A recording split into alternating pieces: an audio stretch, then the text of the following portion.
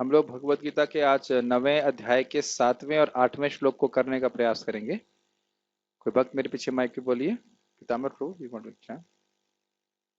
सर्वभूतानि कौन्तेय सर्वभूतानि कौन्तेय प्रकृतिं यान्ति मामिकाम् प्रकृतिं यान्ति मामिकम् कल्पक्षये पुनस्तानि कल्पक्षये पुनस्तानि कल्पादौ विसृजाम्यहम्। कल्पादो विसृजाम्यहम्।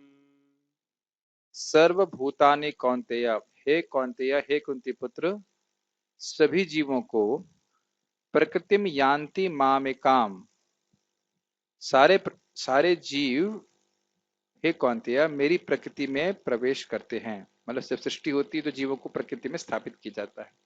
जैसे आप जानते हो महाविष्णु के रूप में भगवान सारे जीवों को दृष्टिपात के द्वारा प्रकृति में स्थापित करते हैं। कल्पक्षये पुनस्तानि, जब कल्प का क्षय हो जाता है तो पुनः वह प्रकृति में चले जाते हैं। कल्पादौ विसृजाम्यहम्, जब कल्प की शुरुआत होती है फिर मैं इनकी सृष्टि करता हूं। तो यहाँ भगवान इस बात को बोल रहे हैं। शुरू करते हैं आगे। हे कुंती पुत्र, कल्प का अंत होने पर सारे प्राणी मेरी प्रकृति में प्रवेश करते हैं और अन्य कल्प के आरंभ होने पर मैं उन्हें अपनी शक्ति से पुनः उत्पन्न करता हूँ। गीताभूषण टीका। यहाँ यह कहा गया कि सभी जीवों की स्थिति भगवान के संकल्प मात्र से होती है। यहाँ यह कहा गया था, मतलब पिछले श्लोकों में वर्णन किया गया था कि भगवान संकल्प मात्र से सृष्टि करते हैं और वह किसी पे निर्भर नहीं है और निर्लिप्त है। ये बात बताई गई थी। सभी जीव उन पर निर्भर है, वह किसी पे निर्भर नहीं है और उनका पालन करते हुए भगवान पूरी तरह से निर्लिप्त हैं। अब इसके बाद आगे यहाँ पे वर्णन हो रहा है कि किस प्रकार से भगवान यहाँ पे जीवों का जन्म और संहार कर रहे हैं। अब यहाँ भगवान सभी जीवों के जन्म और संहार के विषय में कहेंगे। हे कुंती पुत्र, ब्रह्मा जी की मृत्यु के समय सभी जीव मेरी प्रकृति में मेरे ही संकल्प से प्रवेश कर जाते हैं। वह मुझ में प्रवेश करते हैं जो प्रकृति का भी कारण है। पुनः सृष्टि के समय मैं ही उनके विभिन्न स्वरूपों को अपने संकल्प से सृजित करता हूँ। ऐसा श्रुति में कहा गया है, बहुश्यामा, मैं बहुत हो जाऊं। तैत्रीय उपनिषद। थोड़ा कुछ कुछ चीज समझ में आनी चाहिए। यहाँ पे कल्प का अर्थ है ब्रह्मा जी की परम आयु। प्राय हम कल्प का अर्थ क्या लेते हैं, ब्रह्मा जी का एक दिन, लेकिन यहाँ पे क्या बात हो रही है, ब्रह्मा जी की परम आयु मतलब 100 साल जब पूरे हो जाते हैं तब जीव कहाँ चले जाते हैं, महाविष्णु के अंदर प्रवेश कर जाते हैं। क्यों कर जाते हैं, महाविष्णु की इच्छा से। ठीक है, ये समझ में आ गया। उस समय कोई ऑप्शन नहीं होता, मतलब उनकी। अच्छा, और फिर यह भी नहीं कहना चाहिए कि निराकार में प्रवेश कर जाते हैं। कभी कभी लोगों की धारणा हो जाती है कि जीव निराकार से आए, लेकिन ऐसा नहीं है। महाविष्णु के शरीर में वो प्रवेश कर जाते हैं, वहीं पे वो सुप्तावस्था में रहते हैं। फिर जब अगली सृष्टि होगी तो फिर भगवान उनको उसमें, मतलब प्रकृति में प्रधान में गर्भपात कर दृष्टिपात करके उसमें गर्भस्थ करते थे। ठीक है, ये सारी चीजें हमें क्यों सुननी चाहिए। एक प्रैक्टिकल लेसन जो हमें बहुत महत्वपूर्ण सीखना है इन सब चर्चाओं से, और वो ये है कि अपने इस छोटे से जीवन को, की छोटी सी परेशानियों को बहुत बड़ा ना माने। छोटे से जीवन की छोटी सी समस्याओं को बहुत बड़ा ना माने। ये बात समझ में आ रही है। हम अनादि हैं, हमारी कोई शुरुआत नहीं, और अनंत है, मतलब हम कोई मरने वाले नहीं। तो उस दृष्टि से अगर हम देखें तो एक सृष्टि भी बहुत थोड़े समय के लिए है। ब्रह्मा जी ने बताया है कि शाश्वत समय में मेरा जीवन कैसा है, एक चुटकी के समान है। अब उसमें ब्रह्मा जी का दिन और उसमें हमारा जीवन कहाँ स्थान रखता है, अब समझ में आ रहा है। इसके द्वारा हम निष्काम होने के प्रति प्रेरित होते हैं। इस जगत में हमारे सकाम होने की धारणा क्यों रहती है, ये वस्तु मुझे प्राप्त हो जाएगी तो मैं बहुत सुखी हो जाऊंगा। लेकिन कुछ क्षण के लिए कोई भी वस्तु प्राप्त होगी तो आप कैसे सुखी हो सकते हो, और स्वरूपतः वह वस्तु आपके स्वरूप से अलग है, बिल्कुल भौतिक है। तो यहां देखना चाहिए, जब बार बार सृष्टि के अपने शाश्वत, मतलब hearing my eternity, and hearing about the temporary nature of this world, we become detached from it. जब जगत के अपने शाश्वतता के बारे में सुनते हैं और इस जगत की अशाश्वतता के बारे में सुनते हैं तो हम स्वाभाविक रूप से इससे विरक्त हो जाते हैं। Make sense? यहाँ पे सुनते हैं मतलब सुनते हैं, बार बार सुनने से समझ में आने लगता है कि मैं इस शरीर नहीं हूं, मैं आत्मा हूं। तो धीरे धीरे करके ये अभिनिवेश नष्ट होता है, एब्जॉर्प्शन की मैं, यही तो प्रॉब्लम है ना। मन और इंद्रियों में हम इसीलिए ऑब्जॉर्व करके बैठे हुए हैं कि हम सोचते हैं कि हम ये मन और इंद्रिय हैं और इनके थोड़े थोड़े सुखों से हम सुखी हो जाएंगे। तो उससे व्यक्ति निवृत्त होने लगता है। एटलीस्ट उसके मन में एक आइडिया तो आता है कि मैं यहाँ पे कर क्या रहा हूं। भाई जैसे सीधी बात है, आप लोग इस हॉल से आ सकते हैं? नहीं है। आप जानते हैं आधे घंटे के लिए, 1 घंटे के लिए जितने देर प्रवचन हो रहा है उतने देर में आना है, फिर चले जाना है यहाँ पे। अब आप में से कोई सोचने लग जाए नहीं ये सब यहाँ पे हमेशा हम लोग साथ में रहेंगे और हम हमारे परिवार वाले हैं, यहाँ मैं अपना मकान बनाऊंगा अगर ये सोचने लग जाए तो यह गलत है। हाँ, इसकी उपयोगिता है कि नहीं, जितने समय तक हम यहाँ पे हैं भगवान की सेवा के लिए, भगवान की कथा के लिए हैं, ये तो सही बात है। लेकिन इसको अपना मान लेना और उसी में एब्जॉर्ब हो जाना यह उचित नहीं। Make sense? तो इसे बार बार इस सृष्टि प्रलय सुनने से व्यक्ति विरक्त होता है इस जगत से, और उस जगह के जाने के बारे, उस जगह को जाने के बारे में सोचेगा जो शाश्वत है। फिर सोचेगा नहीं कि उसे कितनी तपस्या करनी पड़ रही है, उसको मंगल आरती आने में, जप करने में कोई कठिनाई अनुभव नहीं होगी, कि लाभ आगे बहुत बड़ा है। वही जगत में भी अब थोड़ा सा कुछ पाप करते हैं तो हजारों साल तक नरक में डाल दिया जाता है, होता है कि नहीं? शास्त्र में सुनते हैं। उसी प्रकार से उल्टा देखें तो भगवान की भक्ति लग रहा है बहुत थोड़े समय के लिए करी, कुछ क्षणों के लिए करी, अगर देखा जाए तो। अगर 100 जन्म भी लगे तो कितने क्षणों के लिए करी? 100 क्षण के लिए करी, कुछ नहीं वो। लेकिन आपको मिलेगा क्या उसके बदले में? भगवान का धाम। तो बड़े उत्साह के संग व्यक्ति भक्ति करता है, और इस जगत की वस्तुओं के पीछे भागे तो क्या मिलेगा? एक होता है 0/सन्नाटा, मतलब कुछ ही नहीं मिलेगा, कुछ प्राप्त नहीं होगा। तो उसके पीछे भागने के बजाय व्यक्ति भक्ति में प्रयास करने का प्रयास करेगा। Make sense? ये चीज मैं बहुत इंपॉर्टेंट, इसे एटलीस्ट मेरे को हमेशा इस प्रकार से जब मैं सुनता हूँ प्रलय के बारे में और सृष्टि के बारे में, तब समझ में आता है। दूसरा, आप देख सकते हो भगवान बिल्कुल इस जगत से निरासक्त हैं, ये ध्यान रखिएगा। भगवान निरासक्त हैं, और भगवान केवल एकमात्र कारण है सृष्टि करने का कि जीवों को मौका दिया जाए वे अपना संबंध भगवान से समझें। पूरी सृष्टि का उद्देश्य यही है। तो सोचिए अगर आप भक्ति कर रहे हैं तो भगवान कितना प्रसन्न होते हैं। अरे समझ में आ गया उसको कि मैंने सृष्टि क्यों करी है। Make sense? नहीं? जैसे मान लीजिए एक उदाहरण दे रहा हूं, मान लीजिए कोई वस्तु खाने के लिए दी जाए, मतलब स्वीट राइस आज भक्त ने बड़ा अच्छा बनाया था, और आप अपने पूरे सर पे मलने लग जाएं, पूरा शरीर में लेपने लग जाएं, तो कुक को कैसा लगेगा? क्यों भाई कुक साहब, कैसा लगेगा आपको? आपने बड़ी मेहनत से खीर बनाई, सब कुछ किया, उसके बाद लोग अपने मुंह पे मलने लग जाए, खाए नहीं उसको, सब कुछ करने लग जाए, तो कैसा लगेगा आपको? You not understanding my Hindi. If you have made nice sweet rice and if you give to that person and he just starts to put it all over his mouth and body, but it doesn't put in his mouth, how will you feel? They don't know, you will disappointed, what is this, क्या कर रहा है ये? The Krishna gives the sweet rice every time. तो उसी प्रकार से जीव अगर भगवान की सृष्टि के उद्देश्य को समझे कि भाई इसके द्वारा वह पुरुषार्थ करके भगवान का प्रेम प्राप्त करके भगवान के धाम चला जाए, तो उस प्रोसेस में भी आता है अगर जीव, तो भगवान बड़ा प्रसन्न होते हैं। ये तो धर्मामृतमिदम 12वां अध्याय 20वां श्लोक भगवत गीता। भगवान की भक्ति को स्वीकार भी कर रहा है, तो बहुत अच्छे, भगवान बड़े प्रसन्न होते हैं। वो समझ जाए, कहने का अर्थ है कि इंद्रियां क्यों दी हैं, मैं खीर का उदाहरण दे रहा हूँ कि इंद्रियां काय के लिए दी हैं? भगवान को समझने के लिए, स्पेशली मानव जीवन में। तो जब इस प्रकार से हम उसका उपयोग करते हैं तो भगवान बहुत प्रसन्न होते हैं। समझ रहे मेरी बात? तो इस प्रकार से हमें इस सृष्टि प्रलय से सीखना चाहिए। अच्छा, मुझ में प्रवेश करते समझ में आ गया, महाविष्णु में प्रवेश करते हैं जो प्रकृति का भी कारण है। प्रकृति अर्थात माया शक्ति।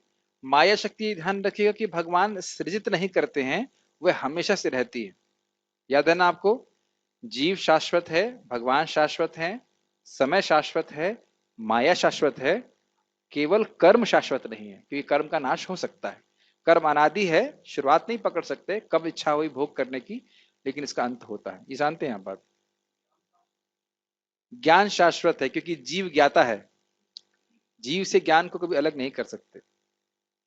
लेकिन महाविष्णु के शरीर में प्रवेश करते हैं तो वो एकदम ठंडा रहता है, मतलब सो रहा होता है, बिल्कुल सुषुप्त, हाँ सुप्तावस्था में रहता है।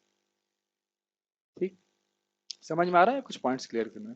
पुनः सृष्टि के समय मैं ही अपन के विभिन्न स्वरूपों को अपने संकल्प से सृजित करता हूं। इसका अर्थ समझ में आया? इसका अर्थ यह है कि पिछली सृष्टि के समय जो उनकी इच्छाएं थी, जो उनके कर्म थे, उसके अनुसार फिर उनको शरीर दिए जाते हैं। यह नहीं सोचना चाहिए जैसे डार्विन का सिद्धांत है कि पहले वो एक कोश के जीव था, जैसे दो कोशिका हुआ, फिर तीन हुआ, ऐसा नहीं होता।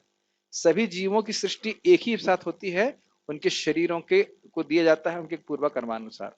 आपके मन में संदेह हो गया? नहीं, ब्रह्मा जी की पहले सृष्टि होती है, हाँ, और उसके बाद उनको सृष्टि करने की शक्ति भगवान देते हैं, वही देवता इत्यादि बोलते हैं। और मैटर ऑफ फैक्ट खाली वो बोलते हैं और बोलने मात्र से सृष्टि होने लगती है। आपने सुना होगा ब्रह्मा जी के मन से नारद जी की उत्पत्ति हुई, ऐसे केवल इच्छा मात्र से करते हैं, फिर भी देखते हैं कि सृष्टि नहीं बढ़ रही होती, फिर वह इंसानों की सृष्टि करते हैं, इंसान मतलब मनु और शत्रुपा की, और फिर वह सृष्टि का विस्तार करते जाते हैं।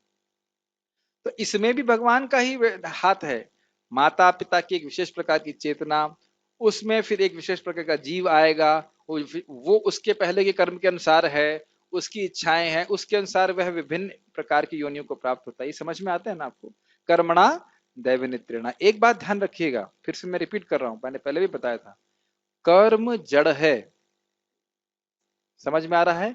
कर्म जड़ है। आपने मान लीजिए कोई कार्य किया है या हमने कोई कार्य किया है, तो वह कार्य हमको फल नहीं देता है, वो फल देने वाला एक व्यक्ति है, वो दैव है, वो भगवान है जो उसका फल को देते हैं। भाई जैसे मैंने आज आपको कुछ खाने को दिया, तो आप इसको पुण्य कर्म मानते हैं, तो यह कर्म अपने आप में शक्ति नहीं है इसके पास कि आपको कुछ दे सके इसके बदले में। ये जानते हैं कि नहीं भाई? हम सुनते हैं ना कि अगर आप किसी ब्राह्मण को देंगे तो कई गुना वापस आता है। तो नियम कौन बनाया है? भगवान। तो इस नियम के अनुसार जो फल देने वाले वो कौन है? भगवान है। नियम अपने आप में फल नहीं दे सकता। तो इसलिए कभी कभी लोग सोचते हैं कि हमने कर्म किया है तो हमको प्राप्त होगा। ना ना ना ना ना, ये समझिए किस विषय भगवान है, किस कर्म के अनुसार क्या प्राप्त होगा तो भगवान देने वाले हैं, फिर इस पर विश्वास करना चाहिए, शास्त्र का वचन है। उसी प्रकार से भगवान की भक्ति अमोघ है। जो भगवान की भक्ति कर रहा है उसको प्रेम भी प्राप्त होगा इवेंचुअली, भगवान की व्यवस्था के अनुसार। उसके बाद क्या कहा गया यहाँ पे? ऐसा श्रुति में कहा गया है बहुश्यामा, मैं बहुत हो जाऊं। यह क्या अर्थ है? बहुश्यामा का मतलब है भगवान की इच्छा हुई कि मैं अपने आप को विस्तारित करूं जीव के रूप में। फिर ध्यान देना होगा, ये सब शब्द के कहने की शैली है। ये मत सोचिए कि जीव कभी किसी समय भगवान से आया। जीव अनादि है, कोई शुरुआत नहीं है, लेकिन फिर भी हमारी सत्ता भगवान के ऊपर आधारित है। ये नहीं सोचना चाहिए कि जीव की सृष्टि करी। ये बातें समझ रहे हैं आप लोग? ऐसा नहीं सोचना चाहिए कि भगवान ने जीव की सृष्टि करी। जीव, लेकिन फिर भी जीव भगवान पे आश्रित है क्योंकि भगवान की शक्ति है। वैसे देख रहे जैसे लग रहा है मैं मतलब जीवात्मा की भगवान सृष्टि कभी नहीं करते, लेकिन बहुश्यामा का अर्थ यहाँ पे यह है कि भगवान जीवों को शरीर देते हैं जिसके द्वारा वह भगवान का भजन कर सके। हाँ हाँ, आप प्रश्न याद था कि अरे भाई जीव का जन्म कभी ना कभी तो हुआ होगा। नहीं, ये आप ऐसा क्यों सोच रहे हैं? इसलिए सोच रहे हैं क्योंकि इस जगत में यही देखते हैं। जगत में हर चीज यही होती है ना, उसकी शुरुआत है उसका अंत है, तो शुरुआत है उसका अंत है, शुरुआत है अंत है, इसलिए अनादि की धारणा हम नहीं कर पा रहे हैं अभी। ये भी भगवान की माया शक्ति के द्वारा होता है। मेरी बात समझ में आ रही है? Because we see a beginning and end, that's why we can not conceive of something which is beginningless और एंडलेस। मैथमेटिक्स में भी infinity you can't understand. Infinity क्या चीज है, असंख्य असंत असंख्य क्या वस्तु है, वो समझ नहीं पाते। जैसे आप सोचेंगे संख्या, सोचेंगे उसके आगे कुछ है। आप सोचेंगे ना कि ये लिमिट है, इसके बाद कुछ होगा, फिर उसके बाद कुछ होगा, लेकिन हम भी अनादि हैं। समझ में आ रहा है? नहीं, नहीं आ रहा है? अनादि मतलब जीवात्मा की कभी कोई सृष्टि नहीं होती, कभी ऐसा नहीं। क्या भगवान गीता में बोलते हैं? ना भूयो, ना कभी हुआ था, ना होगा, ना हो रहा है। क्या है श्लोक? भगवत गीता में बोलते हैं ना आपके बारे में, अन्य माने शरीर से पहले वाला क्या बोलते हैं? इस न जायते मृते व कदाचिन नायम भूतवा न भविता व न भूयः अजो अचो नित्यम शाश्वतो यम पुराणो हन्य न हन्यते हन्य माने शरीर। बहुत स्पष्ट है। तो ये किसके बारे में बोल रहे हैं? भगवान जीव के बारे में। कभी भी जीव का जन्म नहीं होता है, यस, माइक पे पूछिए, कुछ पूछना चाहते हैं? मान लीजिए। तो इसका अर्थ ये है कि हम लोग अनादिकाल से सिर्फ यहाँ से भौतिक जगत में ही है। यस। तो अब नित्य मुक्त मुक्त में जो भगवत धाम में रहते हैं, वो क्या भगवान को मतलब वहां पर नित्य मुक्त को वहां रखते हुए, ठीक है, और यहाँ यस। पर बद जो ये सीधा अच्छा नहीं लग रहा हाँ, ये एक अच्छी बात है। ये बहुत उन्हें प्रश्न तो भोलेपन में किया है, लेकिन प्रश्न बहुत गंभीर है कि भाई कुछ जीव तो हमेशा से भगवान की तरफ पास हैं और हम अनादिकाल से यहाँ फंसे हुए हैं, क्यों? तो इसमें ऐसा लगता है कि भगवान ने हमारे संग ज्यादती करी है, पक्षपात किया है, उनको वहां रखा है, आराम से आइसक्रीम खा रहे हैं वो, आराम से सूखा पड़े हुए हैं यहाँ पे।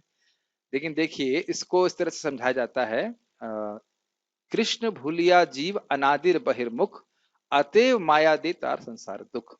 कृष्ण से अपने स्वरूप को भूला हुआ है जीव अनादिकाल से। अनादिकाल का अर्थ यह है कि हम यह समझ नहीं कर सकते कि कब इसकी शुरुआत हुई, लेकिन ये जरूर ध्यान रखना चाहिए कि इच्छा मैंने ही करी है भगवान से विमुख होने की। भगवत धाम में होंगे ये नहीं बोला जा रहा है कुछ, कहाँ थे इसके बारे में शास्त्र चुप है, शास्त्र में कहीं वर्णन नहीं है। लेकिन दोष भगवान पे मत दीजिए कि भगवान ने हमको यहाँ भेजा है, भगवान कभी नहीं चाहते कि हम यहाँ पे आए। क्यों? अभी नवे अध्याय में आप पढ़ने वाले हो, अनित्यम असुखम लोकम इमं प्राप्य भजस्व माम। इस अनित्य लोक में आ गए हो, अशाश्वत है, दुख घर है, तुम मेरा भजन करो, मेरे पास आ जाओ। भगवान नहीं चाहते यहाँ पे रहे, तो स्पष्ट है, मैं भगवान को भूला हुआ हूँ। क्यों भूला हुआ हूँ? मेरी खुद की इच्छा। कहाँ करी थी ये पता नहीं। ये जब आप भगवान के धाम चले जाएंगे तब आप पूछ लेना भगवान से कि कहाँ मैं, क्यों मैं भौतिक जगत में गया था। लेकिन मुझे लगता है नहीं कि वहां जाने के बाद कोई व्यक्ति सोचेगा इसके बारे में। हाँ, तो पहले पहुंच जाइए ना, फिर क्या दिक्कत है? भगवान को पता है कि कहाँ इच्छा करी। पहले जाओ वहां पे, और जाने के बाद आप विचार नहीं करेंगे। अरे ये छोड़ दीजिए, आज इतना बढ़िया प्रसादम था ब्रेकफास्ट में, ठीक है ना? तब आप सोच रहे थे कि आपको जब में कैसा लगा, कैसा नहीं लगा, मंगल आरती में कैसा गाया, भगवान का दर्शन क्या, सब भूल गए। जब रस मिलने लगा, आहा, खीर पकौड़ा सा, शाही पनीर, ये वो, भूल जाता है कि नहीं भूल जाता है? तो यहाँ के थोड़े से सुख प्राप्त करके व्यक्ति सारे पुराने दुखों को भूल जाता है। तो भगवान को प्राप्त करने के बाद कौन ध्यान रखने वाला क्यों आए थे, क्यों नहीं आए थे? और इससे कोई खास लाभ भी नहीं होने वाला है, कि नहीं? लेकिन यह नहीं सोचना चाहिए, ये बिल्कुल नहीं सोचना चाहिए कि मैं भगवान की वजह से यहाँ पे हूँ, मैं अपनी इच्छा की वजह से यहाँ पे, ये कभी नहीं सोचना चाहिए। ठीक है ना? तो समझ में आ गया बहुत श्यामा का अर्थ क्या है? बहुत श्यामा का अर्थ है, भगवान चाहते हैं कि जीव तो हमेशा से रहते हैं, लेकिन उनको शरीर दिए जाए जो मेरा भजन करें और भजन करके मेरे पास आए। ऐसे तो आध्यात्मिक जगत में तो है ही जीव, सेवा कर रहे हैं। हाँ बोलिए। है। लास्ट नहीं, अब सेकंड लास्ट भी हो सकते हैं। यस। हाँ। मान लीजिए कोई जीव भक्ति करके भगवत धाम में प्रवेश कर गया, हाँ। तो उसको भी नित्य मुक्त जीव में किस श्रेणी में रखा अरे आप जाएगा? बहुत तेज हो गए हैं, बहुत अच्छे अच्छे प्रश्न कर रहे हैं। यस, जब कोई जीव मुक्त होकर के भगवान के धाम में जाता है तो वह भी नित्य मुक्त ही कहलाता है। जैसे नारद जी क्या है, नित्य मुक्त हैं कि बद्ध हैं? बद्ध तो नहीं है, उनको नित्य मुक्त ही कहते हैं। हम जानते हैं कि पिछले ब्रह्मा जी के दिन में वो साधना किए थे। संबंध में बहुत अच्छा बात महाराज बता रहे थे कि आध्यात्मिक जगत में ऐसा नहीं है कि भाई ये न्यू डिवोटी आया है, इसे बाथरूम साफ कराओ। मतलब जो पहुंच गया वहां पे तो उसका स्वागत ऐसे ही होता है जैसे अन्य वैकुंठ के पार्षद। वो भी कहते नहीं थे आया तू भौतिक जगत से आया ना, चल उधर उधर किनारे बैठ, सामने नहीं आएगा। ऐसा नहीं है, उसको बिल्कुल वैसे ही स्वीकार करते जैसे अन्य भक्त पार्षद होते हैं। जैसे आप जानते हो अजामिल कितना खराब व्यक्ति था, लेकिन वह कुछ साल भजन किया, उसने 12 साल भजन किया, और फिर उसको वैकुंठ से 4 विमान विमान लेकर के 4 दूत आए लेने के लिए, है ना, और उसको भी चतुर्भुज रूप प्राप्त हो गया। तो देखिए, यह सुन करके, बार बार सुन करके हम अपने भौतिक एंगेजमेंट्स को जीरो कर देना चाहिए, एकदम जीरो। जब अजामिल को बचा लिया गया तो दोबारा वो होटल खोलने नहीं गया अपने घर में, जब ब्राह्मण कृत्य करने नहीं गया, एक निष्ठ भाव से भगवान का भजन कर रहा था कि मुझे भगवान की भक्ति करके बस अब पार हो जाना, और पार हो गया। अजामिल जब एक ही जगह में पार हो सकता है तो आप क्यों नहीं हो सकते, सोचिए। अब ये तो नहीं कह सकते कि अजामिल दिव्य था इसलिए चला गया, ना भाई, अजामिल तो दिव्य बिल्कुल नहीं था। मैं मैं फिर से रिपीट करूंगा जो मैं सुबह बोला, 16 माला का जप कीजिए, 4 नियमों का पालन कीजिए, भक्तों को कोई अपराध ना करिए, ये रास्ता एकदम खुला है, कोई ब्रेकर नहीं है। कुछ अपराध हो जाए तो क्षमा मांग लीजिए, चाहे आपकी गलती ना भी हो, क्षमा कर दीजिए, प्रभु जी माफ कर दीजिए, कोई दिक्कत नहीं है अगर आपको उसके बदले में भगवान का धाम मिल रहा है ना।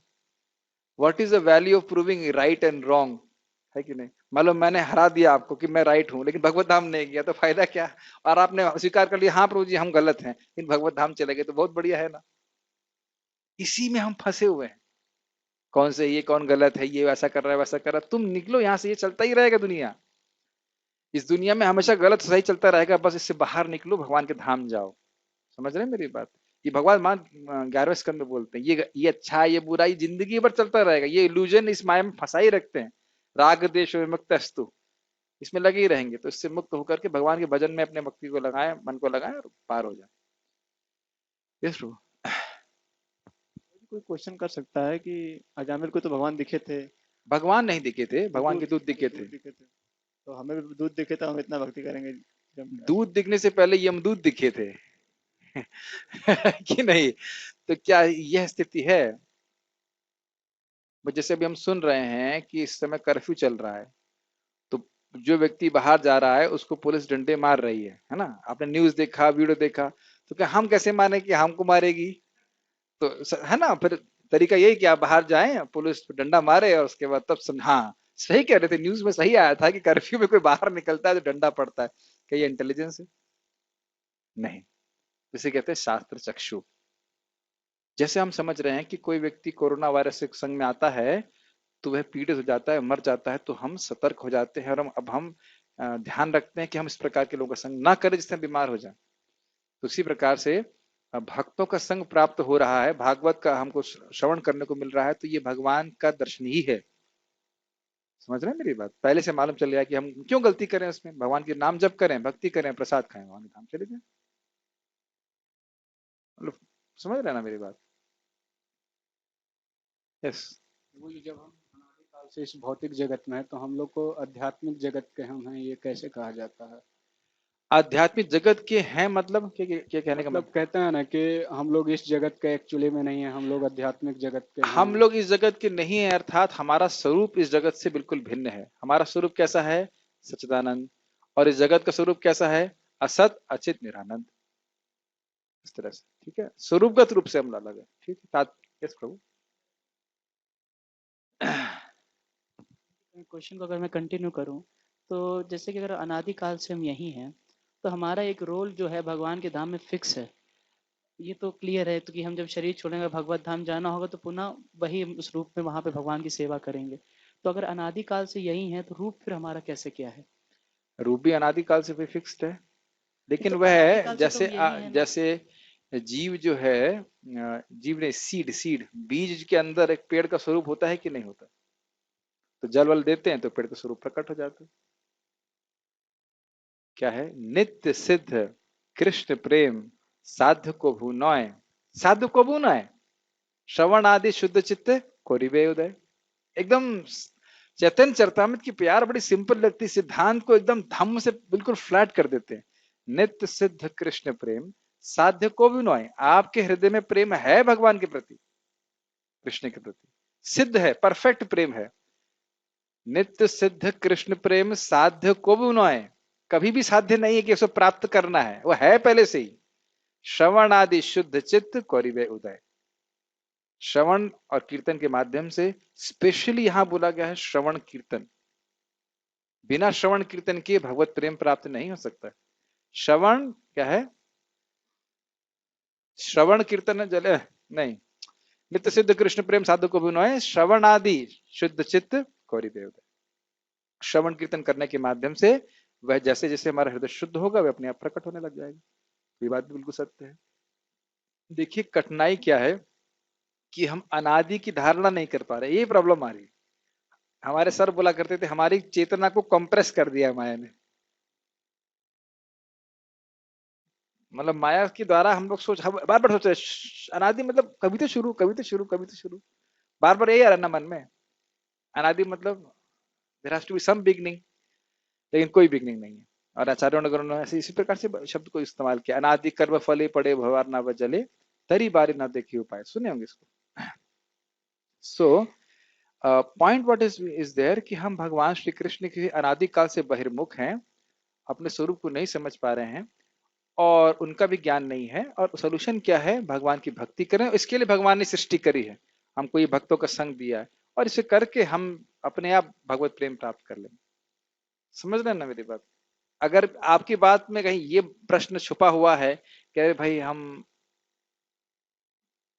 सेवा में थे और यहाँ पे आ गए, वो सब, तो ये सब चीजें नहीं हो सकती। देखिए, आपको जहां आध्यात्मिक जगत में इनफाइनाइट ब्लिस है, कितना मतलब होता है इनफाइनाइट का मतलब?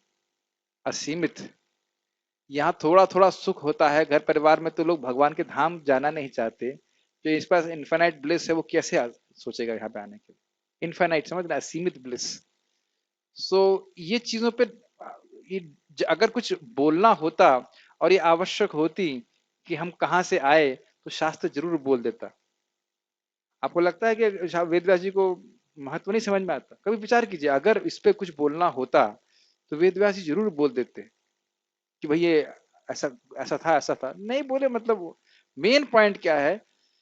अनर्थ उपशमो साक्षात भक्तिर योगम अधोक्षजे लोकस अजानतः चक्रे सात्वत संहिता। ये अनर्थ है, ये ऊपर से है, ऊपर ऊपर की बात है। जीव में कोई अनर्थ है नहीं, जीव में कोई अनर्थ नहीं, ऊपर ऊपर से है। इनकी सफाई हो जाती है भक्ति के द्वारा, और लोग ये जानते नहीं है। इसलिए भागवत की रचना करिए, श्रवण कीर्तन करें, हृदय शुद्ध करें, भगवान के प्रेम को जागृत करें। और ये आप लोग अनुभव भी कर रहे हो, भगवान के बारे में रुचि हो रही सुनने की। ये प्रेम के विकास का ही लक्षण। ठीक है, तात्पर्य पढ़िए अनु कृष्ण। तात्पर्य: इस विराट भौतिक अभिव्यक्ति का सृजन, पालन तथा संहार पूर्णतः भगवान की परम इच्छा पर निर्भर है। कल्पक्षय का अर्थ है ब्रह्मा की मृत्यु होने पर। ब्रह्मा 100 वर्ष जीवित रहते हैं और उनका एक दिन हमारे 4 अरब 30 करोड़ वर्षों के तुमने याद तुल्य। कर लिया है। इतनी जल्दी उसको गिनना बड़ा मुश्किल है। हाँ, 4 अरब 30 करोड़, ठीक। हाँ, तुल्य है। रात्रि भी इतने ही वर्षों की होती है। ब्रह्मा के एक चीज इससे हमें सीखनी चाहिए, ब्रह्मा जी के दिन में भी हमको महाप्रभु की कृपा प्राप्त हो रही है। कृपया इसका मूल्यांकन करें। ये बार बार कोई समझ नहीं पा रहा है इसको। अगर इस्कॉन में भक्त लोग इस बात को समझें तो कोई झगड़े का अवकाश नहीं है। अवकाश मतलब स्पेस नहीं है। Because we are spaced out, that's why we fight. कोई अवकाश नहीं। अवकाश समझते हैं, there is no scope for fighting. कितने करोड़ों करोड़ों, अगर केवल एक दिन की बात करिए, साल बीत जाने के बाद 28वें सातवें मनव के 28वें चतुर्युग के पे महाप्रभु स्वयं आ रहे हैं और गोलोक का रास्ता खुल रहा है। नहीं तो मैक्सिमम वैकुंठ पहुंच सकते थे, पहुंच ही नहीं सकते थे गोलोक अगर महाप्रभु नहीं आते। संभाव बातचीत ही नहीं होती पहुंचने की, एड्रेस ही नहीं बताया जाता, ज्ञान ही नहीं दिया जाता। और वह हम सब लोगों को प्राप्त है। जीव सबके पास है ना, किसी की जीव छोटी बड़ी तो है नहीं। हरे कृष्ण मंत्र जपना है, इसमें कोई पढ़े लिखे और ना पढ़े लिखे को मतलब नहीं है। हरे कृष्ण मंत्र बोलना है, सुनना है, शुद्ध हो जाएगा, हृदय में प्रेम जागृत हो जाएगा। बताइए कितना सिंपल प्रोसेस है ना? और फिर इसमें झगड़े का स्कोप क्या है? झगड़े का अवकाश क्या झगड़ा करना है? भाई ऐसा तो नहीं मिल रहा कि आपको प्रसादम नहीं मिल रहा हो, इनको मिल रहा हो, आपको नहीं मिला, सबको पेट भर के प्रसाद भी मिल रहा है ना सानू सी? हरे कृष्णा बोलना, हरे कृष्णा सुनना, इसमें तो कोई पढ़ाई लिखाई की जरूरत नहीं है, सबके लिए बराबर है। हाईएस्ट चीज दे रहे हैं महाप्रभु। और थोड़ा और नम्र होना तो और भी आसान है। मान लीजिए आप पढ़े लिखे नहीं है, बहुत समझ नहीं पा रहे, तो और अच्छा है। तो मैं भगवान, मैं तो ज्यादा पढ़ नहीं सकता, समझ में नहीं आ रहा है, मैं बुद्धू हूँ, तो भगवान और कृपा करेंगे। अगर आप कहेंगे कि मैं बुद्धू हूँ, स्वीकार कर लेंगे, हम लोग बुद्धू हैं बस स्वीकार नहीं करते। तो अगर हम स्वीकार कर लें भगवान मैं बुद्धू हूँ, दया कीजिए, तो और कृपा मिलती है। तो जो हमारी अयोग्यता है वही हमारी योग्यता हो जाती। तो क्या छोटी छोटी चीज के लिए झगड़ा करना? पढ़िए। ब्रह्मा के एक महीने में ऐसे 30 दिन तथा 30 रातें होती हैं और उनके एक वर्ष में ऐसे 12 महीने होते हैं। ऐसे 100 वर्ष के बाद जब ब्रह्मा की मृत्यु होती है तो प्रलय हो जाता है, जिसका अर्थ है कि भगवान द्वारा प्रकट शक्ति पुनः सिमट कर उन्हीं में चली जाती है। उन्हीं मतलब कौन से भगवान? महाविष्णु, ठीक। पुनः जब विराट जगत को प्रकट करने की आवश्यकता होती है तो उनकी इच्छा सृष्टि उत्पन्न होती है। एको हम बहुश्याम, यद्यपि मैं अकेला हूँ किंतु मैं अनेक हो जाऊंगा। अनेक हो जाने का अर्थ क्या है? सृष्टि के अर्थ में है। आध्यात्मिक जगत में हमेशा भगवान रहते हैं, अपने पार्षदों के संग हमेशा रहते हैं। यस, ये वैदिक सूक्ति है छांदोग्य उपनिषद। वे इस भौतिक शक्ति में अपना विस्तार करते हैं और सारी विराट अभिव्यक्ति पुनः घटित हो जाती है। हाँ, एक बहुत सुंदर बात है, बहुत सुंदर। कृपया आप लोग नारद मुनि का जीवन पढ़िए। और नारद मुनि कहते हैं कि जब उनकी पत्नी, सॉरी, उनकी माँ की मृत्यु हो गई, तो फिर वह घर बार छोड़ करके हिमालय जा रहे थे। और उस समय, ये कब की घटना है? ब्रह्मा जी के पिछले दिन की। बहुत सुंदर बात प्रभुपाद कहते हैं, ध्यान पूर्वक सुनिए। तो वो कह रहे हैं कि भाई मैंने वहां पे फैक्ट्री फैक्ट्री या जो भी मतलब गांव, जंगल, खेत इत्यादि देखे। तो प्रभुपाद जी बहुत अच्छा कहते हैं कि सृष्टि बार बार होती है। ये कलयुग बार बार आता है, सतयुग बार बार आता है। ये सारी जो आप देख रहे हो इमारतें, ये कोई नई बात नहीं है। पिछले ब्रह्मा जी के दिन में भी हुई थी, पिछले ब्रह्मा जी छोड़ दीजिए, पिछले मनवंतर में भी हुई थी, वो छोड़ दीजिए पिछले चतुर्युग में भी हुई थी। कुछ भी नई घटना नहीं हो रहा है। There is nothing wonderful. समझ में आ रहा है मेरी बात? ये सीख लेना चाहिए। कुछ भी बड़ा चमत्कारिक नहीं हो रहा है, वो हर बार हो ही रहा है भगवान की व्यवस्था से। इसमें भगवान को कुछ भी इंटरेस्ट नहीं है। समझ रहे हैं? तो इसलिए इसमें फंसने की बजाय, फंसना क्यों क्योंकि अगर हम किसी चीज से चमत्कृत होते हैं तभी फंसते हैं। ये बात समझ में आ रही है? When we see something wonderful, then only we become interested in it. So devotee becomes disinterested. क्या है? कुछ भी वंडरफुल नहीं है, सब कुछ वही है, वही बार बार रिपीट हो रहा है। क्या चर्चा इसमें करनी, क्या फंसना इसमें? समझ रहे हैं? बहुत इंपॉर्टेंट बात है। बार बार वैसे घटित होती जाती है। अब हम लोग कितने बड़े गधे हैं कि इतनी सृष्टि हो चुकी है, अब तक उसका पर्पस नहीं समझे कि पर्पस ये है कि यहाँ से निकलो। है कि नहीं? तो अब गधे बना नहीं रहना है, हमको इंसान बनना है, भगवान की भक्ति करनी है। यहाँ तक कोई प्रश्न है? Okay, we go next one.